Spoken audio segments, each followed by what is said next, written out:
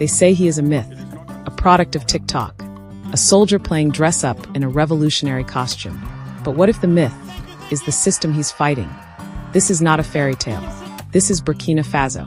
And this is the story of a young captain who dared to take back a broken nation, whether the world likes it or not.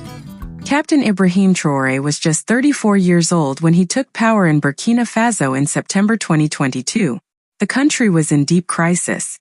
Terrorists controlled nearly half the land. Thousands had died. Millions were displaced. The civilian government had lost control. People were angry. Soldiers were dying. And so the young captain stepped in. We will not let Burkina Faso fall. Many people compare him to Thomas Sankara, the legendary Burkinabe revolutionary. Both are young. Both are soldiers. Both came to power through military coups. But that's where the story splits. Sankara had peace. Traoré has war. Sankara had time. Traoré has pressure. So he's not trying to copy history. He's trying to survive the present and maybe shape the future. In less than a year, Traoré made bold moves. He expelled French troops, closed French military bases, canceled exploitative deals. The West called it reckless, but many Burkinabe called it freedom. Following Chad's surprise decision last month to end its defense cooperation pact with Paris. The move comes after France already pulled its forces out of Mali, Burkina Faso and Niger in recent years. He also insulted all Africans. I think they forgot to say thank you to us. It's not a big deal. It will come with time. There is a part that caught my attention where he talked about ingratitude. Gratitude, I am well aware, is a non-transmissible disease to humans. He is human. Our ingratitude is not transmissible to him. This is how this gentleman sees Africa, sees Africans. We are not human. In his eyes, I think that if he is not an atheist and he prays, every morning when he wakes up and prays, he should also pray to the Africans. Because it is thanks to our ancestors that there is a France today. He should pray to us. Yes, Russia entered the picture. But here's the truth. When the house is on fire, you don't ask who brings the water. You take it. And in a world where France gave speeches, Russia gave drones. We call the junta to rescind the decision of them toppling a democratically elected government. We proceeded to impose sanctions with the hope that this resolute measure will serve as a catalyst for the restoration of the constitutional order in Niger. Regrettably, the 7-day ultimatum we issued during the fourth summit has not yielded the desired outcome. When ECOWAS began threatening military action and sanctions, Traoré didn't back down.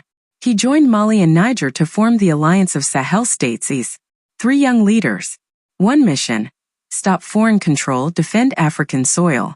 The West called it a rogue alliance. But on the streets of Ouagadougou, Niamey, and Bamako, it felt like the start of something new. The Alliance of Sahel States, AES, was established on September 16, 2023, by Mali, Niger, and Burkina Faso through the signing of the Liptako-Gourma Charter. This mutual defense pact was formed in response to regional security challenges and political tensions, particularly following the 2023 coup in Niger and subsequent threats of military intervention by the Economic Community of West African States, ECOWAS. Initially conceived as a security alliance, the AES evolved into a confederation on July 6, 2024, during its inaugural summit in Niamey, Niger. This transformation marked a significant shift toward deeper political and economic integration among the member states. The alliance aims to consolidate sovereignty, reduce reliance on former colonial powers, and foster self-sufficiency in the region.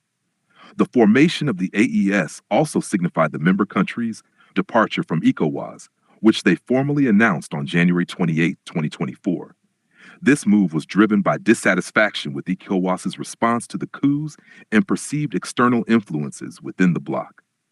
As of 2025, the AES continues to pursue its objectives of regional integration and security, navigating complex geopolitical dynamics and seeking new partnerships to bolster its position on the African continent.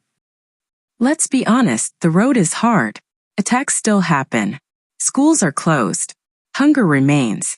Critics say Traoré has no plan, that his speeches are louder than his results. But what they forget is, he's fighting on the battlefield and in the boardroom. And he's only just begun. To millions of young Africans, Traoré is more than a president. He is hope with a heartbeat, a break from tired leaders, a symbol of what courage looks like when you've been pushed to the edge. Maybe they see what the world refuses to. A leader who doesn't need to be perfect to be powerful. Disclaimer: this documentary is not an endorsement of any political figure. It does not ignore the challenges or the complexities, but it seeks to tell the other side of a story, the side that is often silenced by global headlines and foreign interests. Ibrahim Traoré may not be a saint. He may not even be a Sankara, but he is something this generation hasn't seen in a long time. A fighter who stayed when others fled. A voice that speaks when others whisper. The story is still being written. If this story moved you, share it. Subscribe for more.